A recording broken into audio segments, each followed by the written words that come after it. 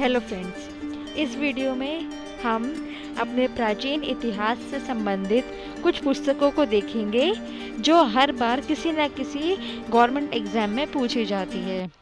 प्राचीन भारतीय ग्रंथ और उनके लेखकों के नाम हमें इसलिए भी जानने ज़रूरी हैं क्योंकि इससे हमें इतिहास का पता भी चलता है और ये आपको 1 नंबर तो ज़रूर दिलाएगा। तो चलिए शुरू करते हैं।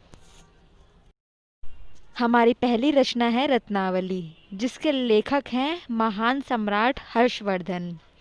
उन्होंने प्रियदर्शिका पुस्तक को भी लिखा और नागानंद को भी लिखा। ये तीनों ही संस्कृत भाषा में हर्षवर्धन द्वारा रचित हैं। रत्नावली, प्रियदर्शिका और नागानंद तीनों ही बहुत इम्पॉर्टेंट हैं, एग्जाम्स में पूछी जाती हैं। अमुक्त मालयादा यह श्री कृष्ण देवराय द्वारा लिखित पुस्तक है जो तेलुगु भाषा में रचित है। अमुक्त मालयादा श्री कृष्ण देवराय। अगली पुस्तक है बाबरनामा या तुजुक ए बाबरी। ये स्वयं बाबर ने लिखी है अपनी आत्मकथा और इसकी भाषा है चगताई। तो बाबरनामा या तुजुक ए बाबरी बाबर ने लिखी है। अगली रचना है हर्ष रचित बानाभट्ट और इसकी भाषा है संस्कृत। अकबरनामा, इसके लेखक हैं अबुल फजल जो फारसी की रचना है। पृथ्वीराज रासो, ये चंदबरदाई जो इनके दरबारी कवि थे उन्होंने लिखी है, ये ब्रज भाषा की रचना है। हुमायूंनामा गुलबदन बेगम जो फारसी की रचना है। अगली है शाहनामा, जिसके लेखक हैं फिरदौसी और इसकी भाषा है फारसी। अगली हमारी रचना है बुद्ध चरितम। यह अश्वघोष की रचना है, ये बहुत ही इम्पॉर्टेंट है। इसकी भाषा है संस्कृत। गीत गोविंदम, ये जयदेव की रचना है, इसकी भी भाषा है संस्कृत।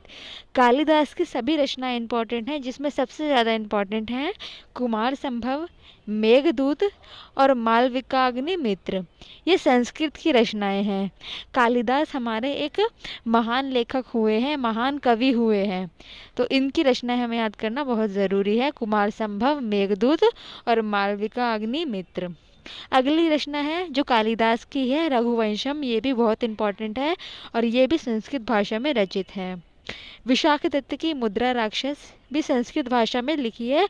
मुद्रा राक्षस एक इम्पॉर्टेंट बुक है। पंचतंत्र जो हम सभी बच्चों को कहानियाँ सुनाते हैं, ये विष्णु शर्मा द्वारा रचित प्राचीन पुस्तक है और यह भी संस्कृत की है। कल्हण की राजतरंगिणी संस्कृत भाषा की पुस्तक है। कल्हण की राजतरंगिणी ऐतिहासिक दृष्टि से भी बहुत ही महत्वपूर्ण है क्योंकि इस रचना में कश्मीर का, जम्मू कश्मीर का इतिहास मिलता है। तो कल्हण रचनाकार हैं राजतरंगिणी के और संस्कृत भाषा में यह रचित है। अगली रचना है अर्थशास्त्र जो कौटिल्य द्वारा रचित है।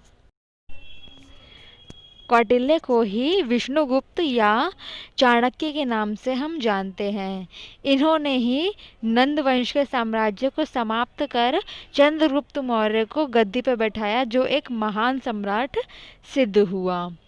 हमारी अगली रचना है पद्मावत, जिसके रचनाकार हैं मलिक मोहम्मद जायसी और यह अवधी भाषा की रचना है। प्रश्न ये आता है कि पद्मावत किस भाषा की रचना है। अगली रचना है वात्स्यायन की कामसूत्र, तो यह संस्कृत में रचित है। शूद्रक की मृच्छकटिकम, यह संस्कृत की रचना है और भारवी की कीरत अर्जुनिया, ये संस्कृत भाषा में रचित है। और एक इम्पॉर्टेंट रचना है दश कुमार चरित, यह दंडी द्वारा रचित संस्कृत भाषा की पुस्तक है। तो ये हमने कुछ रचनाएं, उनके रचनाकार और वह भाषा देखी। दोस्तों, जिस एग्ज़ाम में जीके आधारित प्रश्न आते हैं उनमें एक क्वेश्चन हमारी प्राचीन पुस्तकों से आता है। तो यह वीडियो देखने के बाद कुछ प्राचीन पुस्तकों से आपका परिचय अब हो गया है जो आपको एग्ज़ाम्स में हेल्प करेगा। इस वीडियो का संक्षेप और कुछ पुस्तकों का उनके कवर पेज के साथ चित्रण इसमें किया गया है, उस पर भी आप ध्यान दीजिएगा। धन्यवाद।